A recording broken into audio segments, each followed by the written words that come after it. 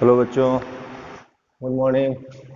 देखिए, कल जो हमने समान परमाणु वाले अणुओं को देखा था, आज असमान परमाणु वाले अब हम यौगिक को देखेंगे जिनमें स्ट्रक्चर बनाना सीखेंगे उनका।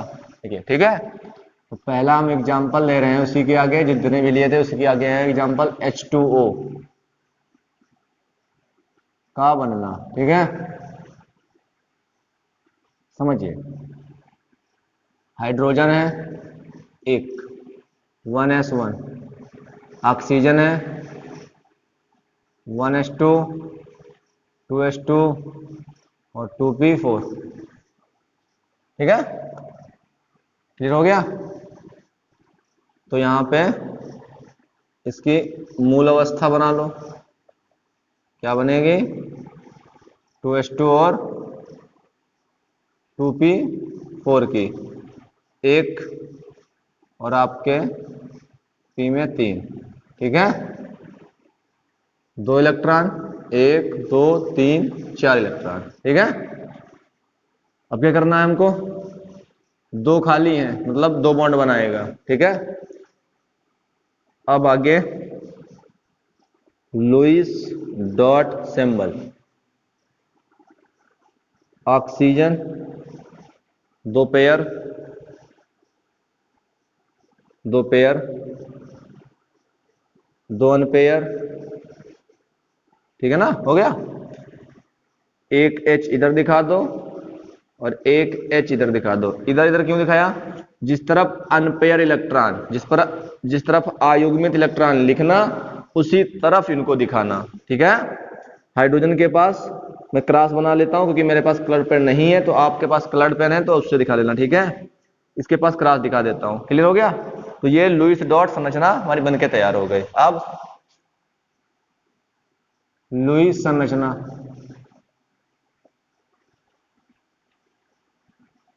क्या होगा? हाइड्रोजन अपना एक इलेक्ट्रॉन साझेदारी के लिए आगे करेगा, तो ये भी एक ही इलेक्ट्रॉन साझेदारी के लिए आगे करेगा। ठीक है, इसके बाद में इधर से ये हाइड्रोजन अपना इलेक्ट्रॉन साझेदारी के लिए आगे करेगा, तो ऑक्सीजन भी एक ही इलेक्ट्रॉन साझेदारी के लिए आगे करेगा। ठीक है, लुईस डॉट संरचना देखिए, इसने ले लिए एक और एक 2, इसका अष्टक पूरा, मतलब इसके पास इसकी कक्षा पूरी। इसने 2 ले लिए, इसकी कक्षा पूरी, हीलियम के समान हो गया। अब अगर ये ले ले ऑक्सीजन, तो हाथ 2 2 4 और 4 8, ऑक्सीजन का अष्टक पूरा हो गया। तो यहां पे संरचना सूत्र क्या बना? इस तरफ ऑक्सीजन, ठीक है। अब समझो, बताओ, इधर से कितने इलेक्ट्रॉन? 2, 2 पे कितना बनता है? 1। इधर से भी 2, तो 2 पे 1, तो ये H2O का स्ट्रक्चर हो गया। अब कितने लोन पेयर हैं एकाकी इलेक्ट्रॉन युग्म? 1 2 2। बॉन्ड पेयर कितने हैं? ये 1 और ये 2, तो Bp भी 2। बंद युग्म, एकाकी इलेक्ट्रॉन युग्म, लोन पेयर बन गया H2O का स्ट्रक्चर। बना लीजिए।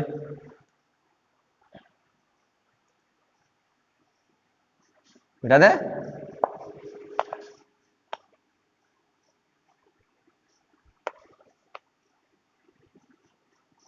आगे आगे क्या है? NH3। ठीक है, समझिए NH3 को। नाइट्रोजन कितना होता है? 1s2, 2s2 और 2p3। ठीक है, मूल अवस्था दिखाओ।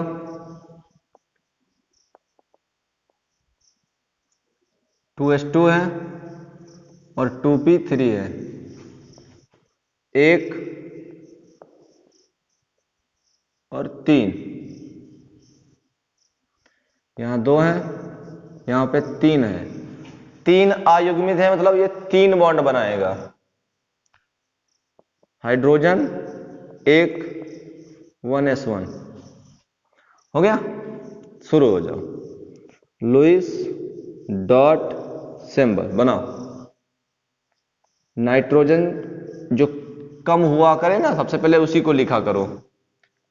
एक पेयर है, एक पेयर हो गया, 3 अयुग्मित है, 3 अयुग्मित दिखा दिए। जिस तरफ अयुग्मित इलेक्ट्रॉन हो उसी तरफ बनाना। इधर सॉरी, H H H, इसके पास देखो एक है तो एक दिखाना, ठीक है। Lewis dot symbol complete. अब आगे लुईस संरचना, कितना इलेक्ट्रॉन साझेदारी के लिए बढ़ाएगा? आगे एक है तो एक बढ़ाएगा। तो हाइड्रोजन ने एक इलेक्ट्रॉन, तो इस तरफ से नाइट्रोजन ने भी एक इलेक्ट्रॉन आगे कर दिया, ठीक है। इस तरफ से हाइड्रोजन ने एक इलेक्ट्रॉन साझेदारी के लिए, तो इस तरफ से ऑक्सीजन ने भी एक इलेक्ट्रॉन। इस तरफ से हाइड्रोजन ने एक इलेक्ट्रॉन साझेदारी के लिए, तो नाइट्रोजन ने भी एक इलेक्ट्रॉन। अब देखिए, ये लिखिए, हाइड्रोजन पूरा हो गया, 2 होने चाहिए, 2 हो चुके हैं। इसका कच्चा, जो इसकी कच्चा थी एस वाली, यहां देखिए 2 इलेक्ट्रॉन हो चुके हैं। अब एस के पास 2 इलेक्ट्रॉन होने चाहिए, 2 हो चुके हैं। नाइट्रोजन का अष्टक पूरा कर दो, 2 2 4 2 6 2 8 हो गए, 8 इलेक्ट्रॉन हो गए, अष्टक पूरा। बना लो संरचना सूत्र, क्या होगा? Hydrogen, nitrogen, hydrogen, hydrogen. कितने इलेक्ट्रॉनों की साझेदारी? यहां पर 2 यानी कि 1, यहां पर 2 यानी कि 1 बॉन्ड, यहां पर भी 2 यानी कि 1 बॉन्ड हो गया। तो ये NH3 का बन गया, और ऊपर एक लोन पेयर। लिखो, लोन पेयर एक है, जोड़े के बोलते हैं। बॉन्ड पेयर कितने हैं? गिनो, 1 2 3 बॉन्ड पेयर है। हो गया, बना लीजिए इसको।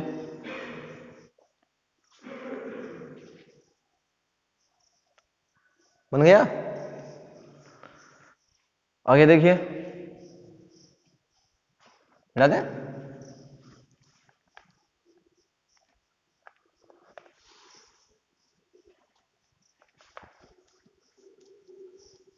आगे देखिए,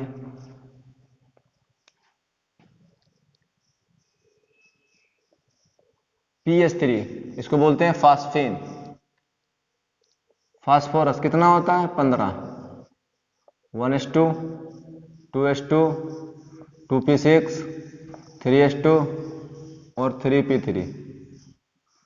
हम तीसरी कक्षा में प्रवेश कर चुके हैं, यानी कि 3d भी होगा, इसके पास में 3d भी होगा, ठीक है ना। वो जरूरत पड़ेगी लिखेंगे, जरूरत नहीं तो नहीं लिखेंगे। मूल अवस्था 3s2 और 3p3।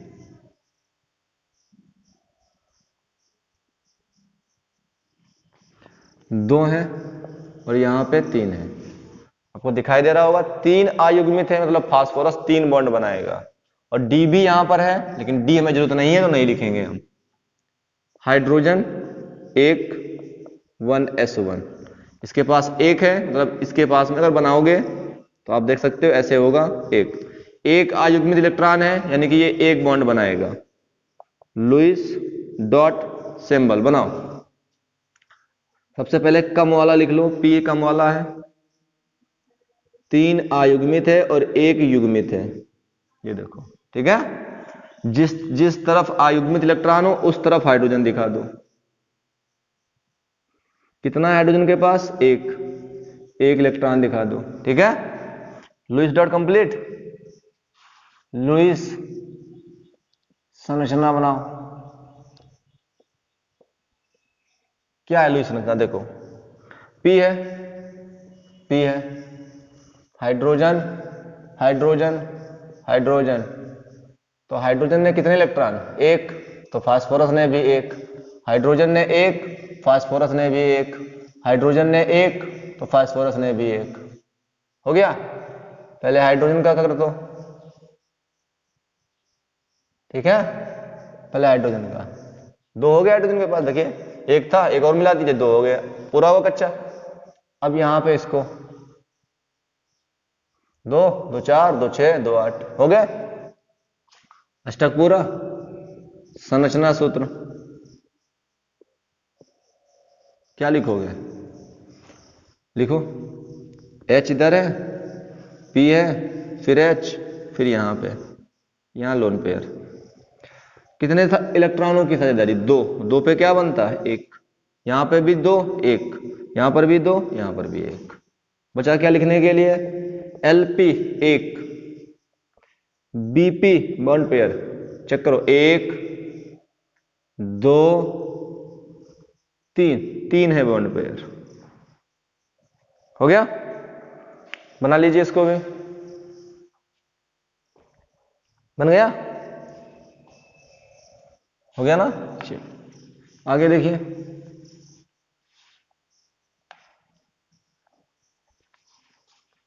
अगला समझिए अब,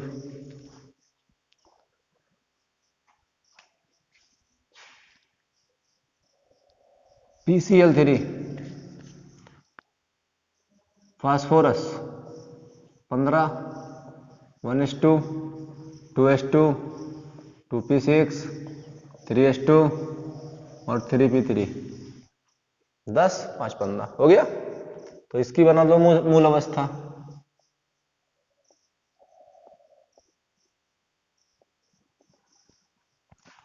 थ्री एस टू है और 3p3 है, इसमें एक होता है, एक 2 इलेक्ट्रॉन, और p में 3 होता है, एक इसमें एक इसमें एक इसमें, 3 अयुग्मित है यानी कि 3 बॉन्ड बनाएगा।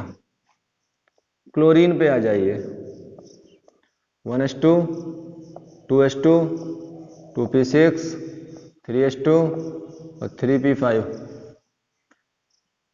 इसकी बना लो मूल अवस्था।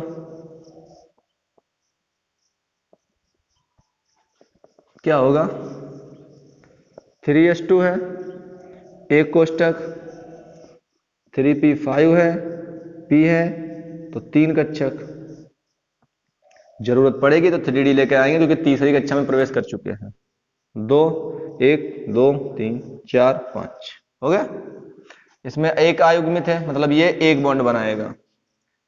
लुईस डॉट सिंबल, फास्फोरस है कम, फास्फोरस को पहले लिख लो।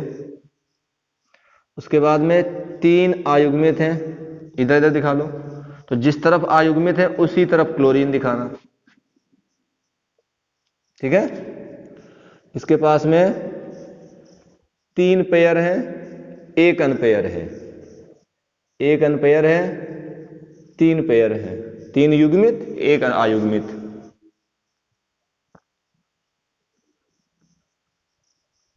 ठीक है। हो गया लुईस डॉट। अब लुईस संरचना, ठीक है, लुईस संरचना पे ध्यान देना।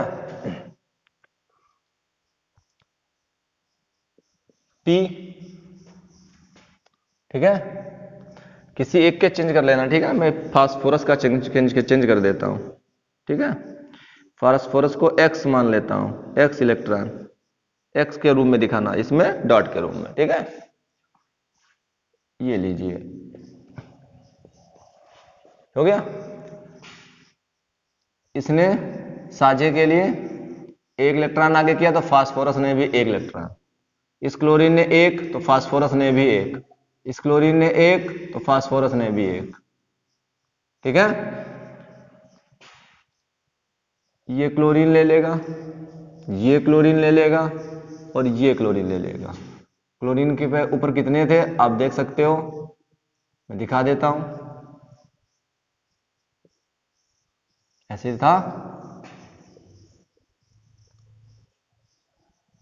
हो गया, चेक कर लो। 7 ये है, 6 ये है और 2 ये, 8 हो गए। 6 ये 2 ये 8, 6 ये 2 ये 8, अष्टक पूरा हो गया। अब फास्फोरस की बारी, पूरा हुआ, देखो 2 2 4 2 6 2 8, 8 हो गए। फास्फोरस का भी पूरा हो गया। अब संरचना सूत्र क्या बनाइए, संरचना सूत्र देखो ध्यान से। फास्फोरस है और 3 क्लोरीन है। अब इलेक्ट्रॉन देख रहे हो, सब जगह पे 2-2 इलेक्ट्रॉनों की साझेदारी हुई, यानी कि सिंगल बॉन्ड यहां पे बचा हुआ है और यहां बचा हुआ है। ठीक है, इनको लोन पेयर बोलते हैं, पता है ना आपको, जोड़ा जोड़ा। तो एलपी कितना हुआ, 1 2 3 4 5 6 7 8 9 10, 10 लोन पेयर हैं। Bond pair 1 2 3, bond pair 3। हो गया, नोट कर लीजिए, बना लीजिए। ठीक है, बन गया ना, क्लियर है। अब तो बना लोगे ना आप लोग, बहुत से हमने दिखा दिए। ठीक है, तो हमने बहुत से दिखा दिए हैं, अब बना लेना। ठीक है, मिटा दे इसको, चले।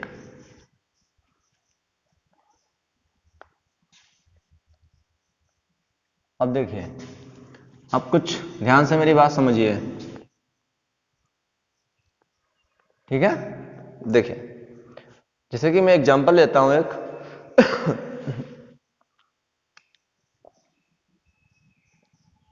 BeCl2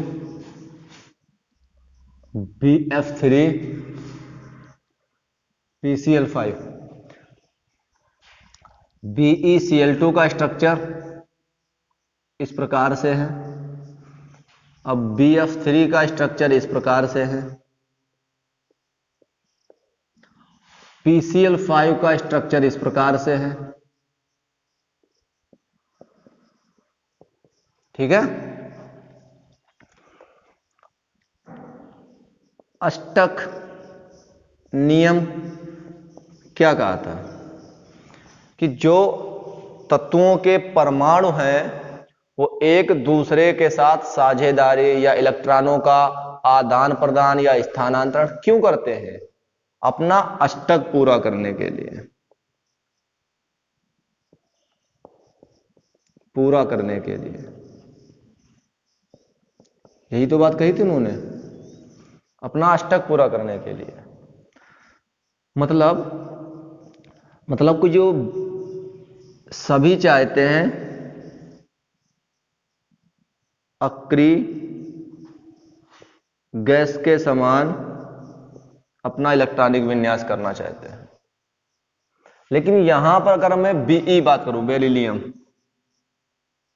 4 होता है, 2,2 मतलब 1s2 और 2s2। ठीक है, हो गया। तो इसके पास में क्या अष्टक पूरा हुआ बेरिलियम का, देखो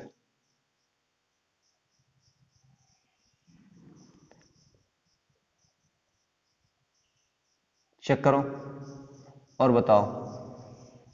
देखो 6,2,8 क्लोरीन, 6,2,8 क्लोरीन, लेकिन इसके पास 2 और 2 4, बेरिलियम के पास 4 ही है और यहां पे 2, 6 की आवश्यकता है, अष्टक पूरा नहीं हुआ। यहां चेक कर लो, बोरान 5,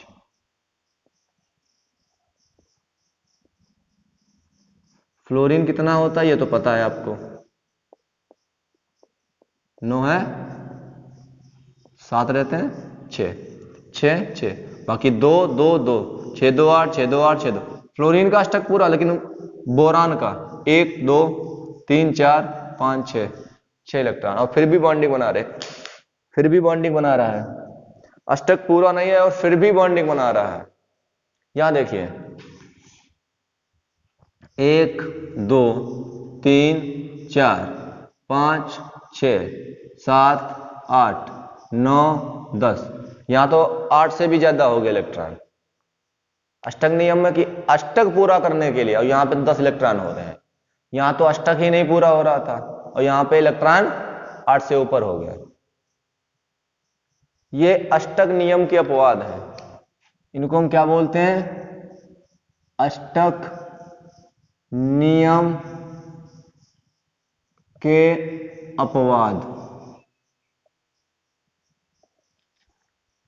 यहीं से थोड़ा जो है अष्टक नियम फेलियर हुआ यहां पे, ठीक है, यहां से अष्टक नियम हमारा फेलियर हो गया कि यहां पे जो हमारे तत्वों के परमाणु है वो अष्टक पूरा करने के लिए नहीं बॉन्ड बनाते हैं।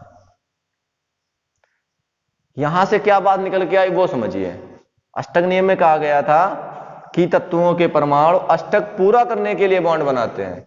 जब ये सब बनने लगे, ये सब सामने आने लगे तो ये अष्टक नियम के अपवाद हो गए। तो इसके बाद में वैज्ञानिकों ने, साइंटिस्टों ने कहा कि अष्टक पूरा करने के लिए नहीं, अयुग्मित इलेक्ट्रॉन को युग्मित करने के लिए, अयुग्मित इलेक्ट्रॉन को जिसका जोड़ा ना बना हो उसे युग्मित करने के लिए, उसका जोड़ा बनाने के लिए साझेदारी होती है, बॉन्ड बनते हैं। तो बंद बनने का जो रीजन निकल के आया वो ये निकल के आया कि जो भी तत्वों के परमाणु हैं वो अष्टक पूरा नहीं करना चाहते हैं, वो अपने अयुग्मित इलेक्ट्रॉनों को युग्मित करना चाहते हैं, इसलिए बंद बनाते हैं। अब बात यहां से क्लियर हो गई, ठीक है, अब यहां से बात क्लियर हो गई। तो इसके बाद के जो स्ट्रक्चर है अगले पार्ट में करेंगे। धन्यवाद।